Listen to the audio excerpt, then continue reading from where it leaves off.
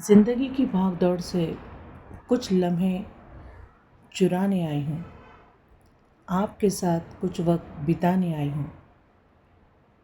Hello دوستو، Tina talk کے ذریعے میں آپ کو کچھ ایسی کہانیاں سناؤں گی جو آپ کو مجبور کر دے مجھ سے دوستی کرنے کے لیے۔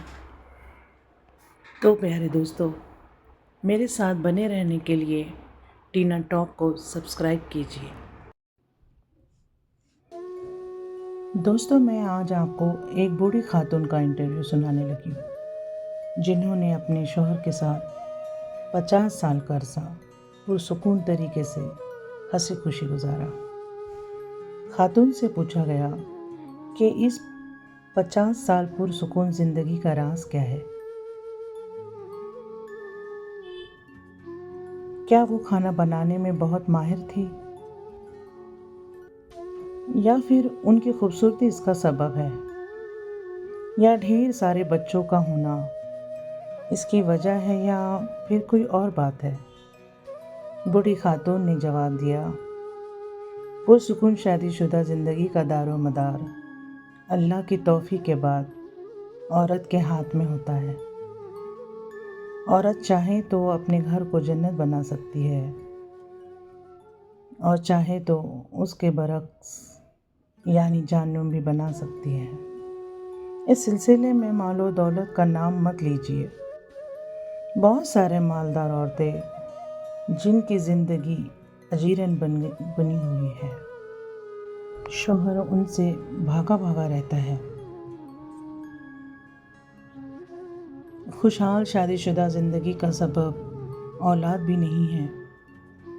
بہت ساری عورتیں ہیں جن کے 6 7 بچے ہیں، پھر بھی وہ شوہر کی محبت سے محروم ہیں، بلکہ طلاق تک نوبت آ جاتی ہے۔ بہت ساری خواتین اعلیٰ سے اعلیٰ ترین کھانے پکانے میں ماہر ہوتی ہے،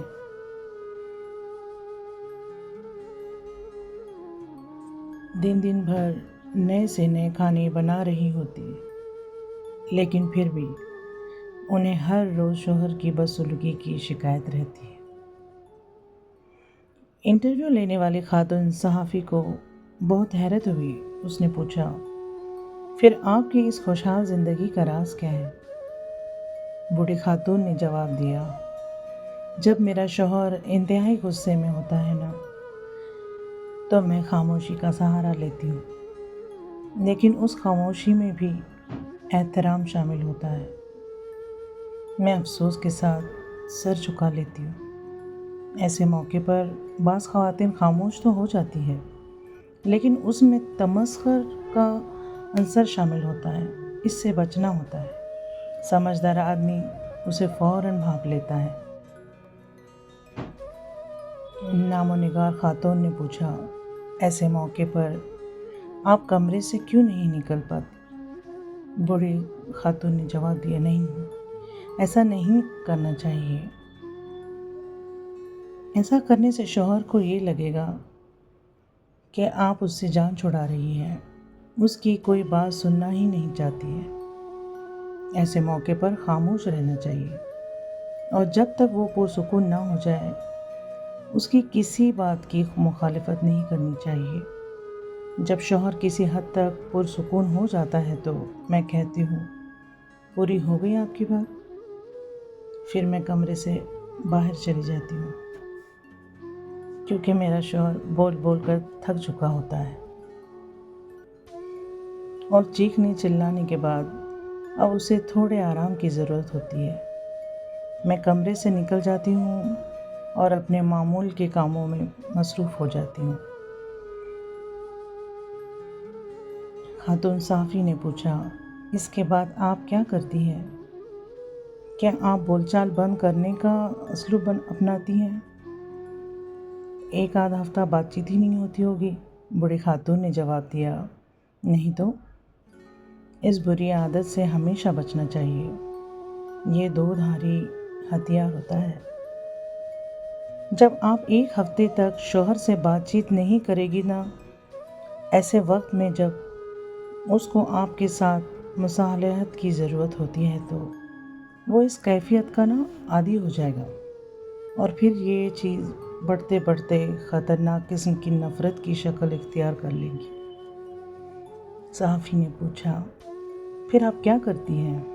بوڑھی خاتون بولی، میں 2-3 گھنٹے بعد شوہر کے پاس ایک گلاس جوس یا پھر ایک کپ کافی لے کر جاتی ہوں اور پھر محبت بھرے انداز میں کہتی ہوں، پی لیجیے۔ حقیقت میں شوہر کو اس کی ضرورت ہوتی ہے۔ پھر اس سے نارمل انداز میں باتیں کرنے لگتی ہوں۔ وہ پوچھتا ہے، کیا میں اس سے ناراض ہوں؟ میں کہتی ہوں، نہیں تو۔ اس کے بعد وہ اپنی سخت کلامی پر معذرت ظاہر کرتا ہے اور خوبصورت قسم کی باتیں کرنے لگتا ہے۔ انٹرویو لینے والی خاتون نے پوچھا، اور آپ اس کی یہ باتیں مان لیتی ہیں؟ بوڑھی خاتون بولی، بالکل، میں کوئی اناڑی تھوڑی ہوں، مجھے اپنے آپ پر بھروسہ ہے۔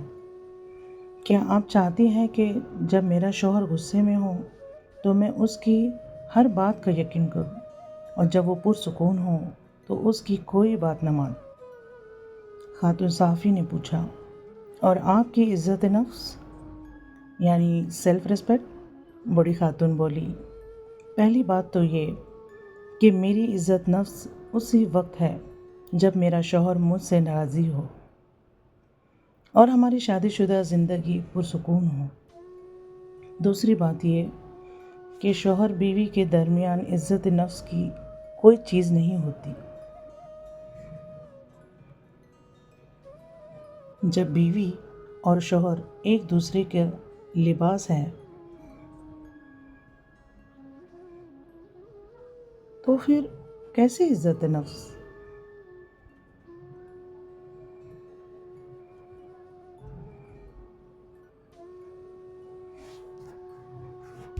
دوستو، اس انٹرویو سے میں اتنی متاثر ہوئی۔